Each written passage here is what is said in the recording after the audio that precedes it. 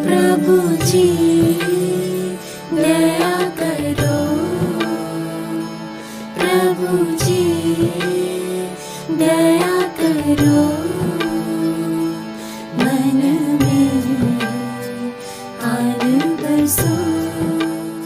सभी भजन के एक एक शब्द को बड़े ध्यान से सुन रहे हैं, इकट्ठे वही बोल सुन रहे हैं, लेकिन हर एक के मन के भाव और भावना अलग अलग हैं।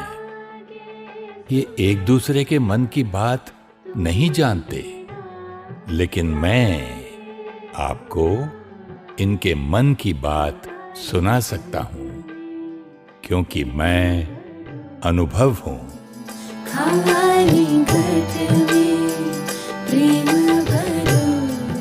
हे ईश्वर, हम पर कृपा करो, आपके आशीर्वाद से हमें बेटे का सुख मिले। प्रभु, वह पड़ोस वाली जमीन मिल जाए तो 2 टोकरी आम चढ़ाऊंगा। हे भगवान, मेरी बहू को सद्बुद्धि दो। मैंने आपके लिए 16 सोमवार के व्रत किए और आपने मुझे ऐसा पति और सास दी, पूरी दुनिया में कोई और नहीं मिला मेरे लिए। कोई फरियाद कर रहा है, कोई नाराज है और कोई तो ईश्वर से प्यार भरा सौदा कर रहा है। लेकिन इन सब में एक मन है जो अधिकार से उसे पुकार रहा है। मैं तो केवल तुमको ही मानूं। कान्हा, आप कब तक मुझसे दूर रहेंगे? क्या मेरी पुकार आप तक नहीं पहुंचती? मैं आपकी गोपी हूँ। मेरा तन, मन, धन सब कुछ आपका है। अब तो आकर बहादुरो। मैं आपकी हूँ, आप मेरे हो। मुझे अपना बना लो प्रभु। हे प्रभु जी, प्रभु जी। भगवान तो हर बच्चे के दिल की बात सुनता है, लेकिन जो उसे प्यार से याद करते हैं उस पर खुद को न्योछावर कर देते हैं। उनके लिए तो भगवान भी बंधायमान हैं। सिंध हैदराबाद के अति प्रसिद्ध दादा आशाराम के परिवार में जन्मी गोपी बचपन से ही भक्ति, दान पुण्य और सेवा में मग्न रहती थी। कुशाग्र बुद्धि, व्यवहारिकता और दूरदर्शिता की धनी गोपी का विवाह छोटी उम्र में ही सिंध के अति धनाढ्य परिवार में हुआ। ये बताओ गोपी, तुझे कपड़े सिलने की क्या जरूरत है? तेरी तो हर इच्छा बिना मांगे पूरी करता है तेरा परिवार। कमल, मुझे खुद की कमाई से दान करना अच्छा लगता है। वैसे तो परिवार वाले दान पुण्य के लिए कभी मना नहीं करते, लेकिन खुद के कमाए हुए धन से की हुई सेवा का सुख कुछ और ही होता है। और शायद ऐसा करने से भगवान जल्दी मिल जाए। बात तो सही है, पर तुझे सच में लगता है तुझे भगवान मिलेंगे? क्यों नहीं मिलेंगे? गोपिकाओं को कान्हा मिले तो मुझे प्रभु क्यों नहीं मिलेंगे? मन में अगर संपूर्ण निश्चय हो तो भटकती नाव को मांझी मिल ही जाता है। ये जो तुम्हें दिखाई देता है, ये तुम नहीं हो, ये तुम्हारा शरीर है। शरीर के अंदर जो आत्मा है, जो प्रकाश है, वो तुम हो। गोपी को बाबा के माथे पर लाइट का चक्र घूमता हुआ दिखाई दिया। वो ट्रांस में नहीं थीं। खुली आंखों से उन्हें लाइट दिखाई दे रही थी और वो परमात्मा के प्यार में खो गई।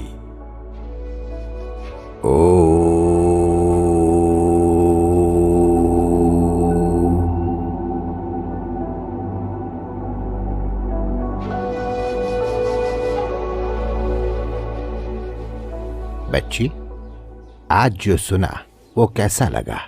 बाबा, समझ कुछ नहीं आया, लेकिन बहुत शांति मिली। बच्ची, ऐसा करो, कल से तुम 1 हफ्ते तक रोज ज्ञान सुनो, समझ आने लगेगा।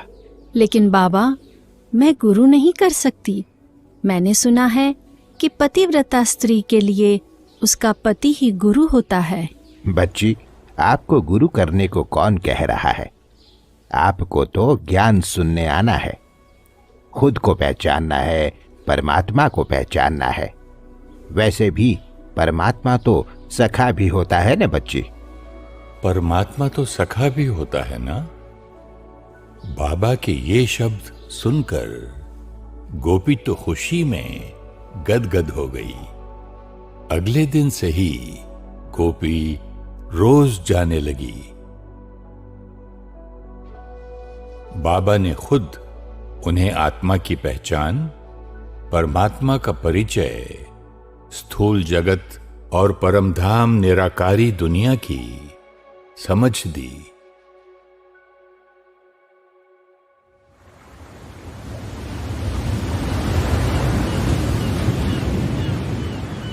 एक दिन बाबा ने कहा, गोपी बच्ची, निराकार परमात्मा हम सबको ज्ञान अमृत पिलाकर पतित से पावन बनाने आए हैं। काम विकार तो नरक का द्वार है बच्ची। तुम तो समझदार बच्ची हो, तुम्हारा क्या कहना है? बाबा, मैं तो परमात्मा की सच्ची सच्ची गोपिका हूँ। मैं आज से ही पवित्रता का व्रत लेती हूँ।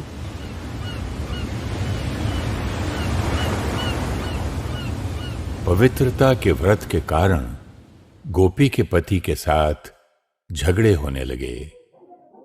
1-2 बार तो पति ने उसे मारा भी, लेकिन गोपी तो प्रभु के प्रेम में मग्न हर विघ्न और अत्याचार का सामना करती रही।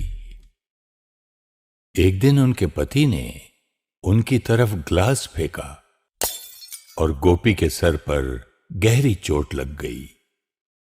उस दिन गोपी की मां रुक्मणी ने गोपी को वापस बुला लिया, लेकिन लोगों ने परिवार वालों को इतना भड़काया कि गोपी के दादा आशाराम जी ने गोपी का ओम मंडली में जाना बंद करवा दिया। लेकिन भगवान की गोपी को कौन रोक सकता था? गोपी घर छोड़, परिवार, धन संपत्ति सबको त्याग कर ओम मंडली में चली गई। बाबा ने गोपी, उनकी मां, जिन्हें यज्ञ में क्वीन मदर बुलाते थे, और बहन के लिए ओम मंडली के सामने एक मकान किराए पर लेकर दिया।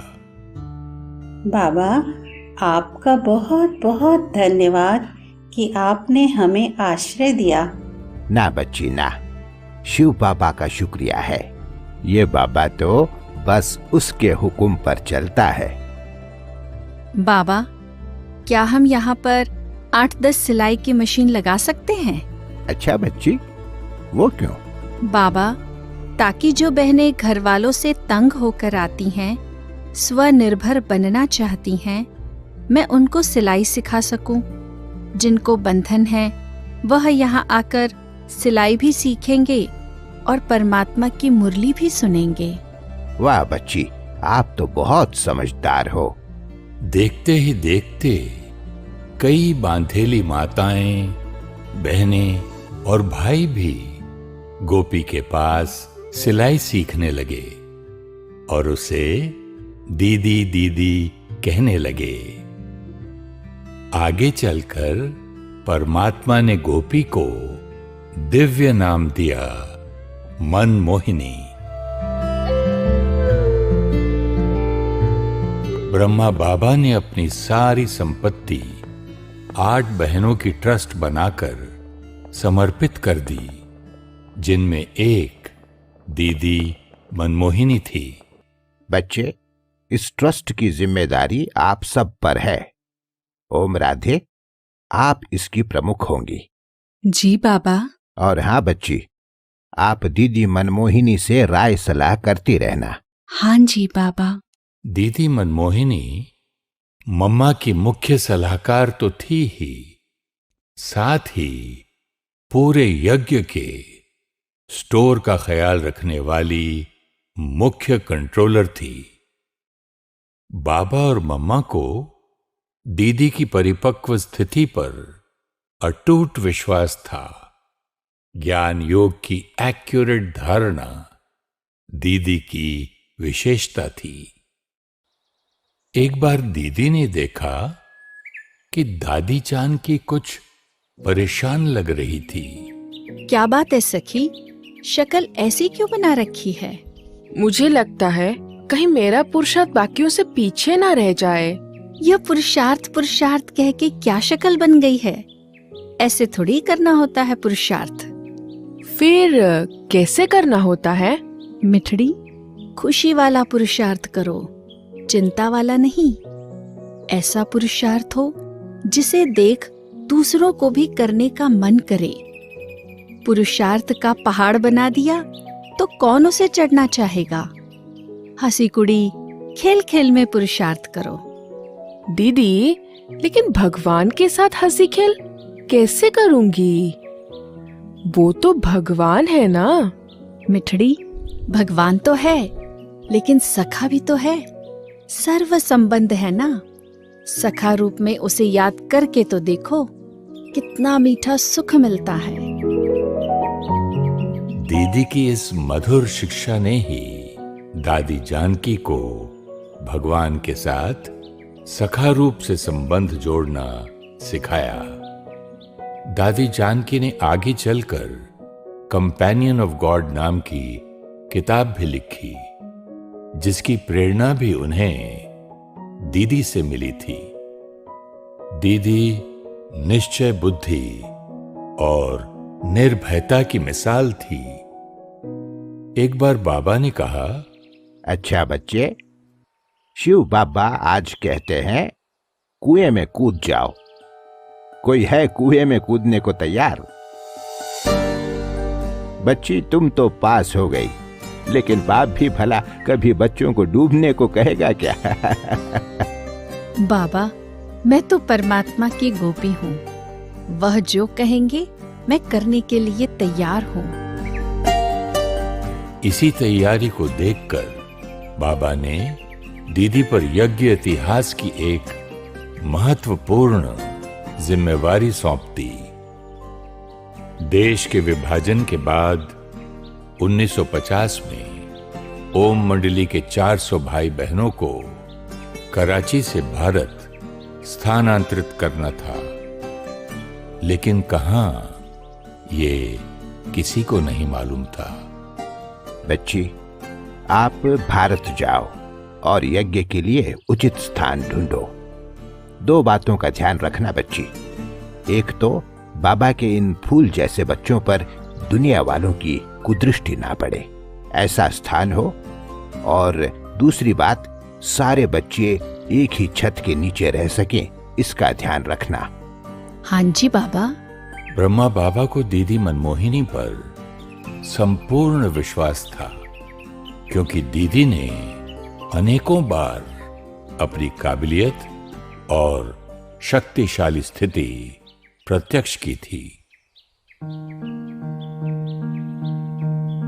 दीदी ने भारत में अपने रिश्तेदारों के सहयोग से अनेक मकान देखे,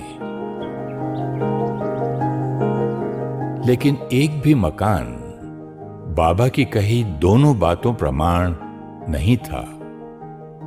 अहमदाबाद में जब वो अपने लौकिक भाई के साथ उनके गुरु स्वामी गंगेश्वरानंद जी महाराज से मिली तो, ब्रह्मा बाबा और आप सब बहनें तो तपस्वी हैं। आप माउंट आबू जाकर देखिए, वहां हजारों वर्षों से ऋषि मुनियों ने गहन तपस्या की है। भूमि सात्विक है, कई राजाओं की कोठियां हैं वहां। वो स्थान उत्तम रहेगा आपके लिए।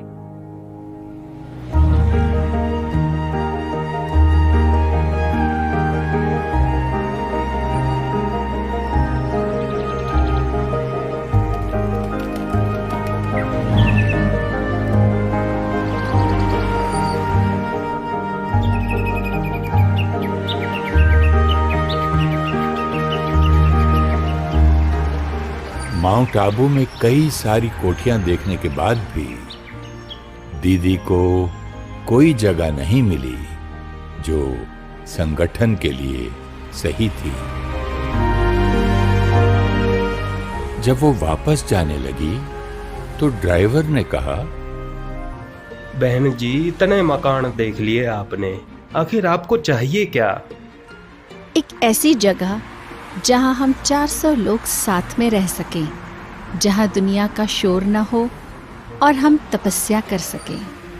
एक जगह है, वहां ले चलता हूं आपको, शायद आपका काम बन जाए।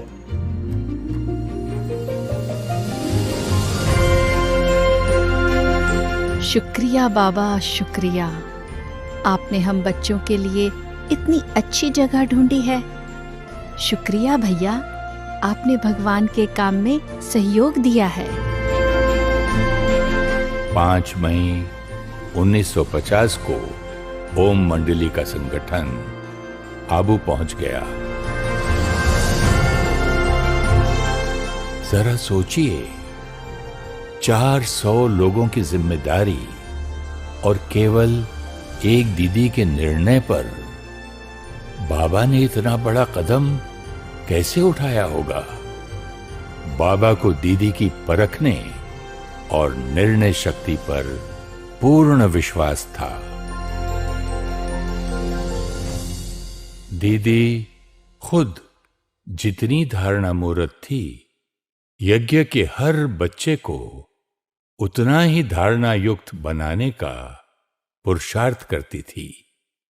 यज्ञ में जब सेवाएं शुरू हुईं, तो दीदी ने ही पहले पहले दिल्ली, इलाहाबाद, ग्वालियर आदि स्थानों पर जाकर धारणाओं की क्लास करा के हर एक को मजबूत बनाया। एक बार दीदी ग्वालियर में कुछ लोगों से मिल रही थी। दीदी, एक माता आपसे मिलना चाहती हैं, लेकिन थोड़ा संकोच कर रही हैं। दीदी से मिलने में संकोच कैसा? मुट्ठी, उन्हें प्यार से ले आओ। बोलो सखी, क्या पूछना था? दीदी जी, मैंने यहाँ आकर नया जीवन पाया है। शिव बाबा के प्यार का असीम सुख अनुभव कर रही हूँ। सब कुछ ही बहुत सुंदर लग रहा है, लेकिन क्या सखी? यहाँ आने से पहले मैंने गुरु किया था। मुझे उनके पास बहुत अच्छा लगता था। उनके प्रति मेरी बहुत श्रद्धा है, इसलिए मैंने उनका यह लॉकेट पहना है। क्या यहाँ आने से मुझे यह लॉकेट उतारना पड़ेगा? सखी, आप तो बड़ी भोली हो, इसलिए भोलानाथ भगवान आपको इतना प्यार करते हैं। आपकी गुरुजी के प्रति श्रद्धा है, आप लॉकेट पहने रखो, लेकिन ज्ञान से खुद को वंचित नहीं करना, क्योंकि परम गुरु परमात्मा निराकार शिव बाबा खुद ज्ञान सुना रहे हैं। कोई भी सोच चले तो उसमें अटकना नहीं, उलझना नहीं। सदा याद रखना, कोई भी विचार अगर हमारी बुद्धि को परमात्मा की याद से दूर करता है तो वह माया है। उस पर विजय प्राप्त करो, समझा? दीदी व्यर्थ और माया की पहचान हर एक को एक्यूरेट करवाती थी, और इसका एकमात्र कारण था दीदी की पढ़ाई में एक्यूरेसी। क्लास में सदा ही डायरी, पेन और चश्मा लेकर बाबा के आने से पहले पहुंच जाती थी। मुरली का दिन भर में मनन चिंतन करती और ज्ञान की पॉइंट्स में से कई सवाल जवाब निकालती थी। सारा दिन में जो भी मिलने आते, दीदी उनसे मुरली के प्रश्न पूछती और फिर कोई और बात करती। आज भी मुरली में प्रश्न उत्तर, धारणा के लिए सार जो आता है, वो दीदी ने ही शुरू करवाया था। मम्मा के अव्यक्त होने के बाद दीदी मधुबन में ही रहकर बाबा का राइट हैंड बनकर यज्ञ का सारा कारोबार संभालने लगी। बच्ची, अभी जैसे बाबा की उंगली पकड़कर चल रही हो, ऐसे ही भविष्य में सतयुग के पहले राजकुमार की उंगली पकड़ उसे चलना सिखाओगी, ये निश्चय है? हाँ जी बाबा, यह मेरा भाग्य है। ड्रामा में इतना वंडरफुल पार्ट मिला है, संपूर्ण निश्चय है और साथ साथ पुरुषार्थ भी कर रही हूँ। ब्रह्मा बाबा के अव्यक्त होने के बाद शिव बाबा ने दीदी और दादी की जोड़ी को यज्ञ संभालने के निमित्त बनाया। परमात्मा शिव बाबा ने ये बात सबको पक्की कराई कि विश्व परिवर्तन का कार्य परमात्मा खुद करा रहे हैं। बच्चों को निमित्त बनाकर यज्ञ भी चलेगा और सेवाएं भी होंगी। शिव बाबा ने कहा, दादी प्रकाशमणि माइक है और दीदी मनमोहिनी माइट है। माइट शक्ति आती कहां से है? परमात्मा और उनके कर्तव्यों से। जिसका सच्चा प्रेम है वो शक्ति स्वरूप बन जाते हैं और अपने संग से दूसरों को भी बनाते हैं। एक बार दीदी ने दो बहनों को काफी देर तक एक ही जगह पर बैठे बातें करते देखा। उसमें से एक ने दीदी को देखा तो वहां से उठकर चली गई। मेरी मीठी सखी, क्या बातें कर रही थी तुम दोनों? दीदी, हम रूह रेहान कर रहे थे। अच्छा, कौन सी पॉइंट पर? जरा मुझे भी सुनाओ। दीदी, आपको तो सब आता है, हम तो बस यूं ही ज्ञान की बातचीत कर रहे थे। दीदी ने उसके सिर पर हाथ फेरते हुए कहा, मुट्ठी, ज्ञान की बातचीत होती तो सुनाने में हिचक नहीं आती। हमेशा याद रखना, किसी को भी सखी तो बनाओ, लेकिन सहेली मत बनाओ। मतलब? सहेली वह जो इधर उधर की बातें करे, गपशप करे, और सखी मतलब वह जो ज्ञान मुरली का मनन करे, उनके पॉइंट्स पर चिंतन और चर्चा करे। समझी सखी? संग के रंग से व्यर्थ संकल्प ना चलें, इसकी संभाल दीदी ने खुद भी की और दूसरों को भी अटेंशन दिलाया। एक बार दो कुमार दीदी से मिल रहे थे। दोनों की प्रभु प्रेम की लगन देखकर दीदी ने उनसे कहा, राजू भाई, आप बाबा के यज्ञ में समर्पित होना चाहेंगे? जी दीदी, बाबा को ही अब सब कुछ समर्पित है।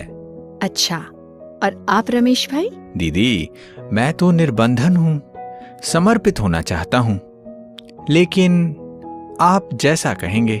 अच्छा, समर्पित तो हो जाओगे, लेकिन यहाँ माया बहुत आएगी, उसका क्या करोगे? माया? दीदी, यज्ञ के अंदर कैसी माया?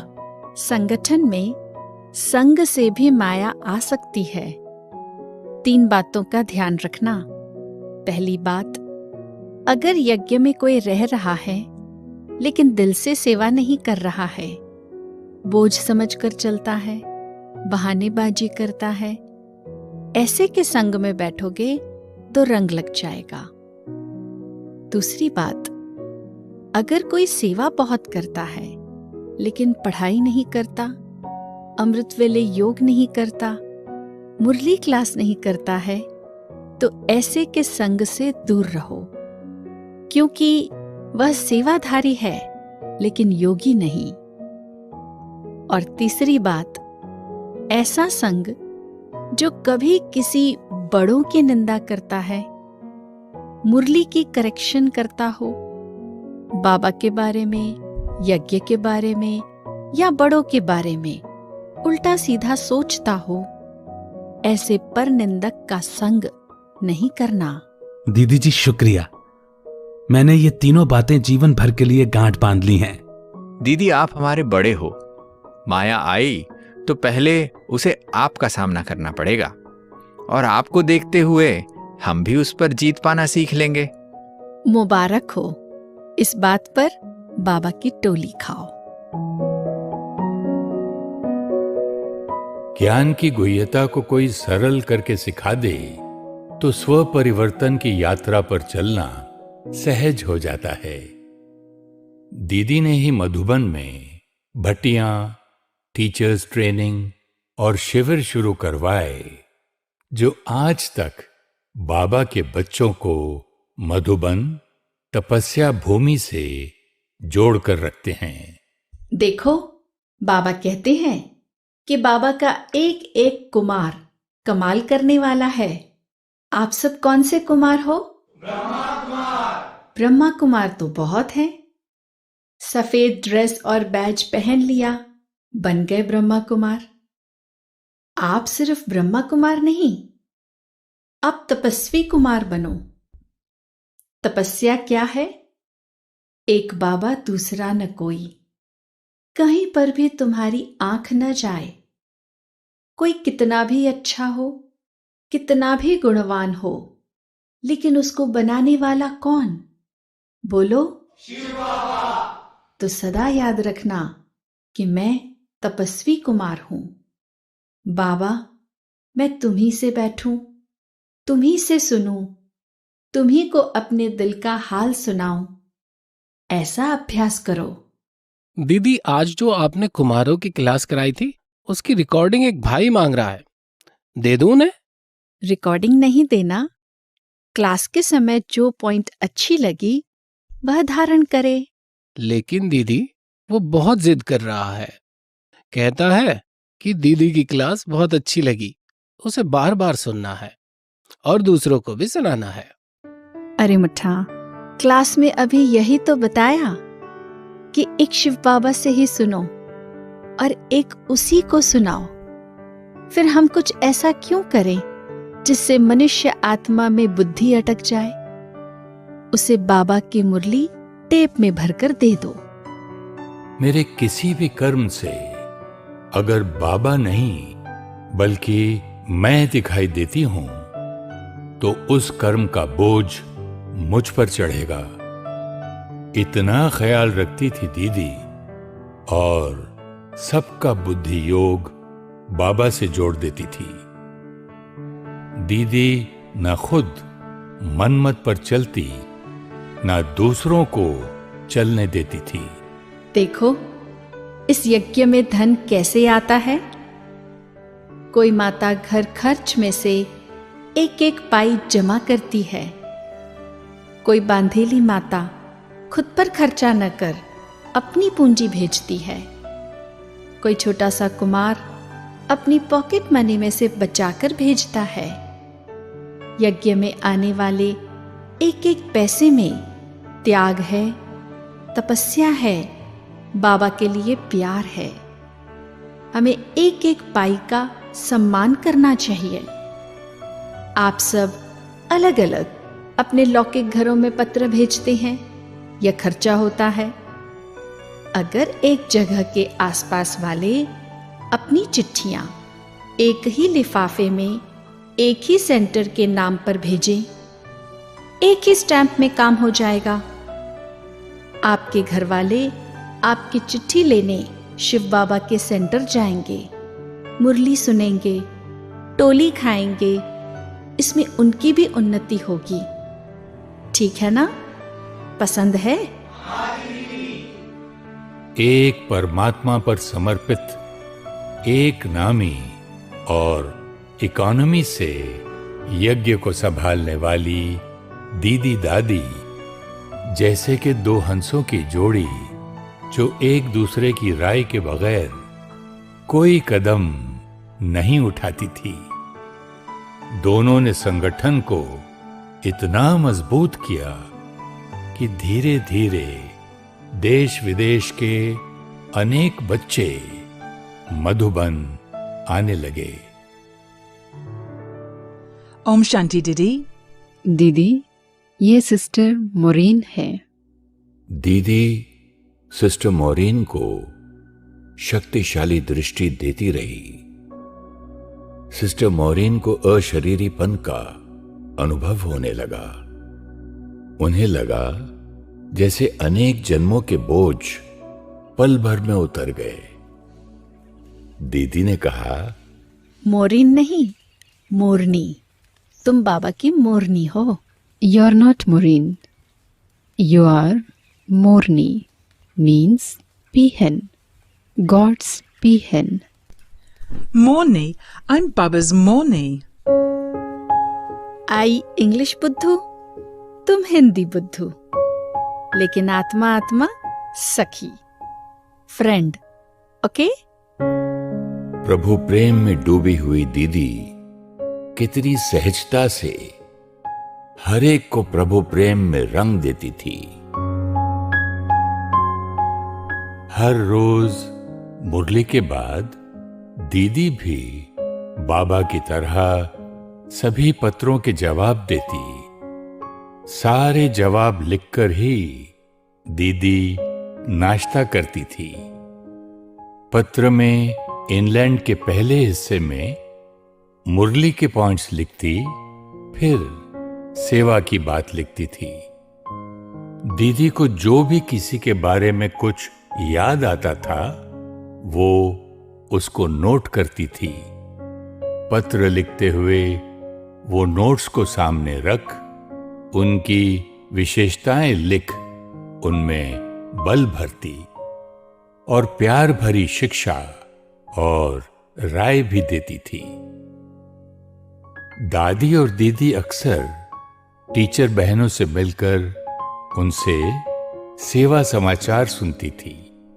दीदी वो सेवा समाचार सब सेंटर्स पर भेजकर निर्देश देती कि सभी भाई बहनों को सुनाओ और आगे भेजो, ताकि सबको सेवा करने की प्रेरणा मिले। एक बार टीचर्स से मिलते हुए दादी ने कहा, पुष्पा बहन, आप भी सेवा समाचार सुनाओ। दादी जी, मैंने कोई विशेष सेवा नहीं की है, अभी मैं सीख रही हूँ। मुट्ठी, तुम बहुत अच्छी सेवा करती हो। दीदी, मैंने? हाँ सखी, तुम, क्योंकि तुमसे बड़े निश्चिंत रहते हैं। ये अपने आप में बहुत बड़ी सेवा है। सुनो सखियों, सेवा तो शिव बाबा ही कराते हैं। सेवा तो हुई ही पड़ी है, लेकिन सेवाओं के दौरान एक दो के संग में आते हुए खुद के संस्कारों को श्रेष्ठ बनाने की सेवा, यह सेवा हमें खुद करनी है। अगर आप अपने मन की स्थिति की जिम्मेवारी लो तो यह है सच्ची सेवा। दीदी ने हमेशा सेवा से पहले अटेंशन स्थिति पर खिंचवाया, क्योंकि स्थिति से ही तो सेवा होती है।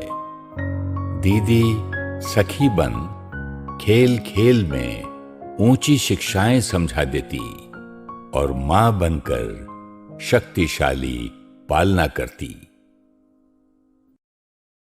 दीदी को बचपन से ही चलने में तकलीफ थी। तकलीफ के बावजूद वो सीढ़ी चढ़कर दादी चंद्रमणि से मिलने पहुंच गई, जिनकी तबीयत ठीक नहीं थी। दीदी को देखकर उनकी आधी बीमारी ठीक हो गई। चंद्रमणि बहन, कैसी हो आप?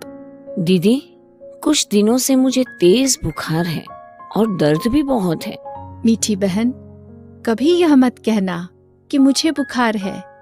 कहो मेरे शरीर को बुखार और दर्द है।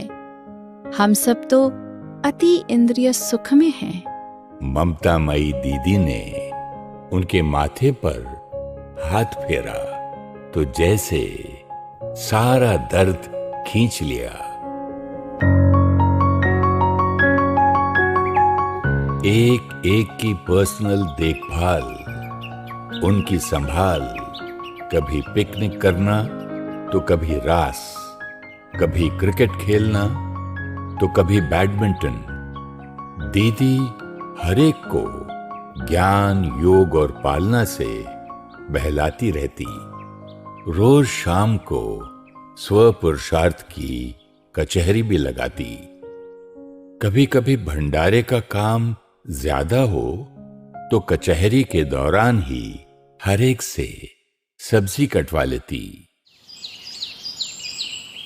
दीदी तीव्र पुरुषार्थी थी। उन्हें अपने जीवन का लक्ष्य सदा याद रहता था। अगर कोई व्यर्थ बात करता तो कहती, भाई छोड़ो न इन सब बातों को। अपनी शक्ति और समय व्यर्थ में ना गवाओ। शिव बाबा को याद करो। अब घर जाना है। अब घर जाना है, ये दीदी का महामंत्र बन गया। चाहे किसी से पर्सनल मिल रही हो या क्लास करा रही हो, दीदी बार बार याद दिलाती, अब घर जाना है।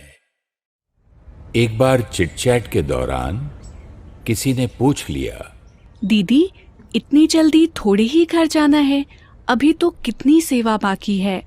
देखो बहन, सेवा शिव बाबा कराते हैं, वह तो समय अनुसार होनी ही है। उसमें हम आत्माओं का कोई विशेष पुरुषार्थ नहीं है। हमारा पुरुषार्थ तो नष्टो मोहा बनने का है। हमें चेक करना चाहिए कहीं हम में कोई मोह तो नहीं। कई बार सेवा का, स्थान आदि का मोह हो जाता है। लोगों से मोह तो आसानी से खत्म हो जाता है, लेकिन सेवा का मोह भी रॉयल मोह है। लोहे की जंजीरें टूट जाती है, लेकिन पता ही नहीं पड़ता कब सुनहरे धागों से बंध जाते हैं। दीदी, इस सूक्ष्म मोह से कैसे मुक्त हो? बाबा ने नष्टो मोहा बनने की समझानी हमें दी है, लेकिन हमें धारणा में लानी है। अगर मैं आत्मा यह याद रखूं कि मैं तो यहाँ मेहमान हूँ, घर तो मेरा परम धाम है। अब मुझे कर्मों के हिसाब किताब चुकतू कर घर वापस जाना है। कोई नया हिसाब किताब नहीं बनाना है। घर जाना है याद रहेगा तो इस दुनिया की कोई भी आकर्षण नहीं खींचेगी।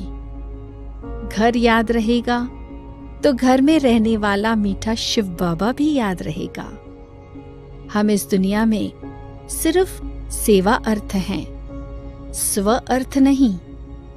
तो फिर इस दुनिया से कोई इच्छा नहीं, स्व अर्थ कुछ नहीं चाहिए।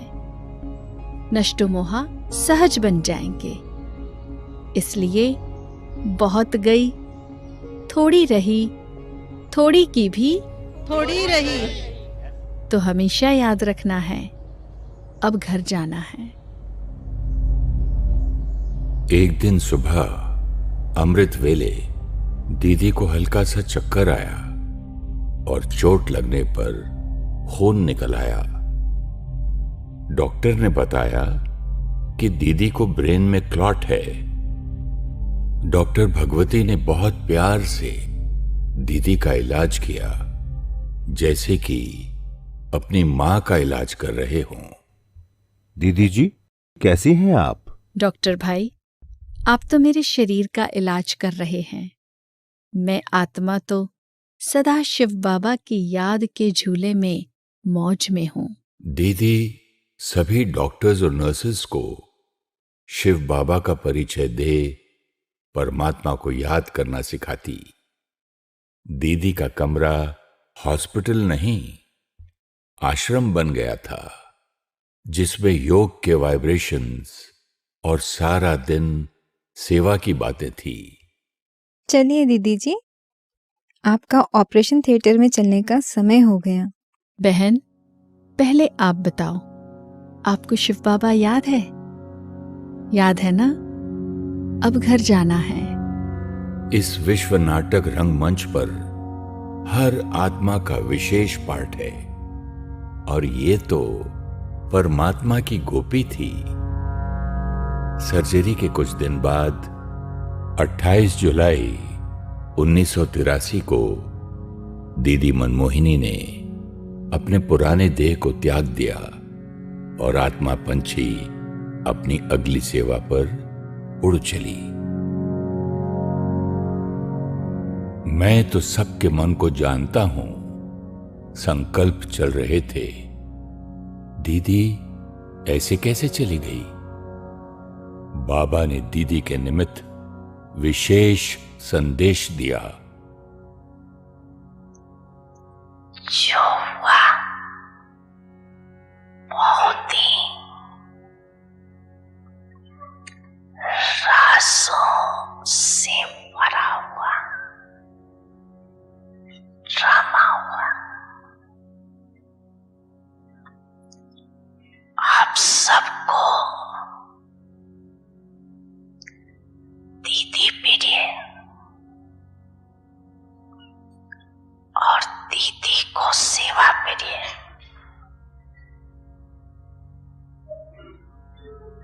इसलिए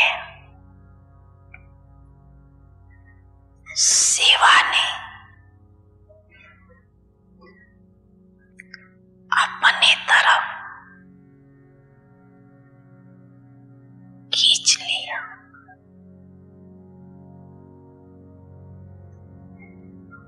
न भगवती का दोष है न भगवान का।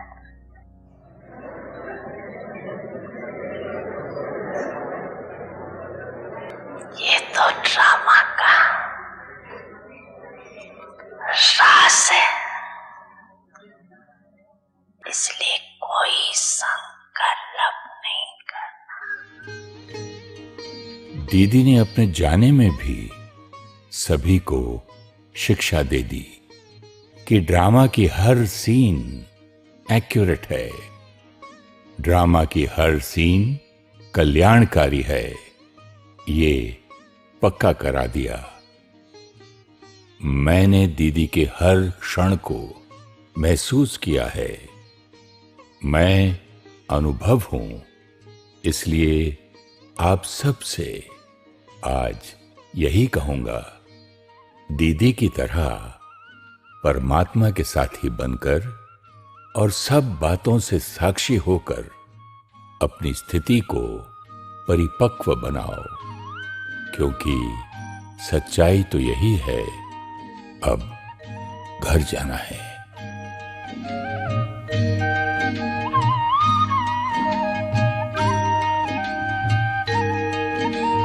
ज्ञान योग का यही है सार, जाना है इस जग के पार। परम धाम से आए हैं शिव, ले जाने हम सबको साथ। कल्प की है ये अंतिम बेला, कल्प की है ये अंतिम बेला, कर्मातीत बन जाना है। अब घर जाना है कि अब घर जाना है, अब घर जाना है कि अब घर जाना है, अब घर जाना है कि अब घर जाना है। निराकार परमात्मा से कनेक्शन जोड़कर अपने मन को शांत और शक्तिशाली बनाने के लिए सीखिए राजयोग मेडिटेशन। 7 दिन सिर्फ 1 घंटा रोज आप ब्रह्मा कुमारीज मेडिटेशन सेंटर पर राजयोग निशुल्क सीख सकते हैं। अपने नजदीकी सेंटर का एड्रेस जानने के लिए या मेडिटेशन ऑनलाइन सीखने के लिए आप हमें ईमेल करें contact@awakeningtv.in या कॉल करें 8209333033 या 8209888988 पर।